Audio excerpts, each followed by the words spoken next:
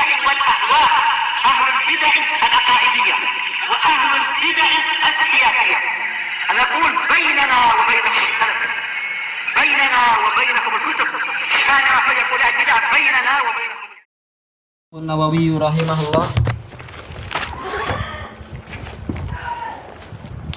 Sekarang kita masuk kepada hadis yang baru, bab yang baru, babul muraqabah, yaitu merasa diawasi oleh Allah, muraqabah. Qala Allah Ta'ala alladzi yaraka hina taqum wa taqallubaka fis sajidin, yaitu zat yang melihatmu ketika engkau berdiri, maksudnya berdiri untuk sholat, dan berbolak-baliknya engkau di tengah-tengah orang yang sujud. Maksudnya adalah apa? Allah Ta'ala melihat ketika engkau sholat berjamaah bersama para sahabatmu. Berbolak-balik maksudnya bagaimana? Kadang berdiri, kadang rukuk, kadang berdiri lagi, kemudian sujud, kemudian duduk, dan sebagainya itu. Itu maksudnya. Tidak seperti yang diyakini oleh orang sufiyah, yaitu apa? Bahwasanya Rasulullah SAW itu adalah nur Muhammad. Bukan diciptakan dari air mani, tapi dari cahaya. Beliau itu semula adalah di mana? Di dahi Nabi Adam, kemudian pindah ke keturunan Nabi Adam sampai ke Nabi Nuh, kemudian sampai ke Nabi Hud, dan seterusnya sampai ke Abdullah, dan seterusnya, berbolak-balik di kalangan orang-orang yang sujud katanya. Sementara Abdullah tidak sujud pada Allah, yaitu apa? Tidak mentauhidkan Allah. Tapi ayat ini bicara masalah apa itu? Ibadahnya Rasulullah bersama para sahabat. Syahidnya di sini apa? Ya roka, yaitu Allah Ta'ala senantiasa melihat dirimu. Berarti kalau kita tahu bahwasanya Allah melihat kita di dalam ibadah kita, untuk apa kita mencari ridho makhluk? Walaupun di keremangan malam, kalau ibadah kita lillahi ta'ala, maka akan datang pahalanya, karena Allah melihat. Cukup Allah sebagai yang melihat amalan tersebut. Tidak perlu kita memamerkan amalan itu. Walaupun dijelaskan juga oleh para ulama, ada sebagian amalan yang lebih diutamakan untuk apa? Dipamerkan. Dipamerkan dalam artian apa? Sebagai sunnah yang hasanah. Seperti apa? Sholat jamaah, jelas itu lebih utama untuk ditampilkan, bukan dirahasiakan. Biar apa? Biar sunnah tersebut tidak mati. Banyak orang yang sengaja meninggalkan sholat berjamaah. Sholat aja ditinggalkan, apalagi sholat jamaah. Maka apa? Ibadah-ibadah yang sifatnya jama'i, memang dia itu harus ditampilkan, agar masyarakat bersemangat melakukan itu, agar anak-anak terbiasa untuk menyaksikan itu. Demikian pula apa itu? Sedekah yang sedang amat diperlukan kepada umat, kepada sebagian umat yang memerlukan, maka disunnahkan untuk apa? Ditampilkan. Seperti case yang disebutkan dalam hadis Jarir itu, yang ketika datang rombongan dari Mudhar, mereka dalam keadaan luar biasa miskin, maka taghayyara wajhu Rasulullah sallallahu alaihi wasallam. Wajah Rasulullah berubah melihat apa? Kemiskinan mereka. Beliau merasa sedih. Kemudian dikumandangkan adzan untuk apa? Salat duhur. Selesai salat duhur, kemudian Rasulullah SAW membacakan beberapa ayat masalah apa itu? Masalah amal soleh dan sebagainya. Kemudian Rasulullah mengatakan, yatasaddaq kullu insanin bima indah. Hendaknya setiap orang bersedekah dengan apa yang dia mampu, dengan bima indah.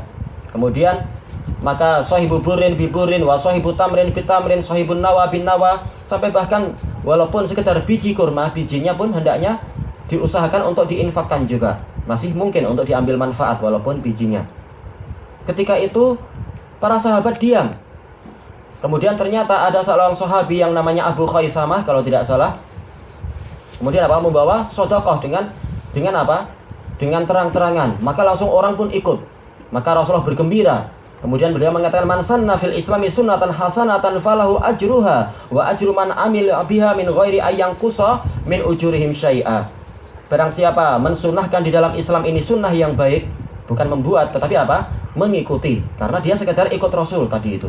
Barang siapa menghidupkan sunnah, semula mati didiamkan, kemudian dia menghidupkannya, maka dia mendapatkan pahala itu dan pahala orang yang mengikuti dia, tanpa mengurangi pahala dari mereka sedikit pun.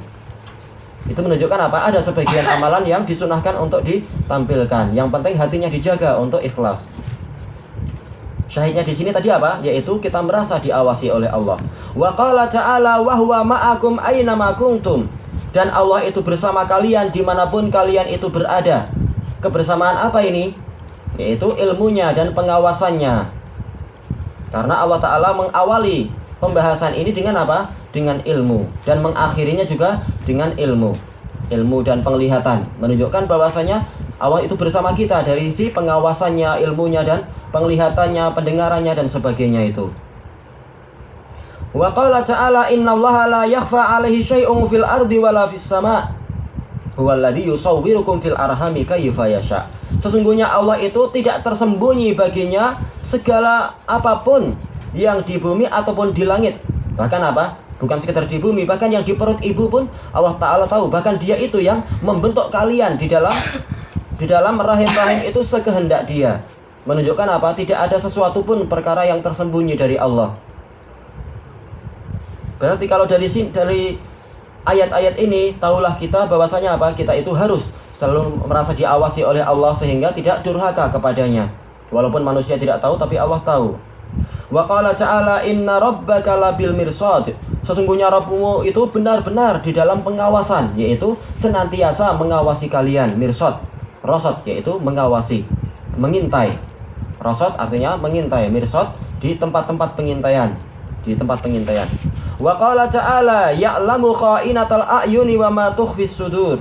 Dia mengetahui mata-mata yang berkhianat dan apa yang disembunyikan oleh dada.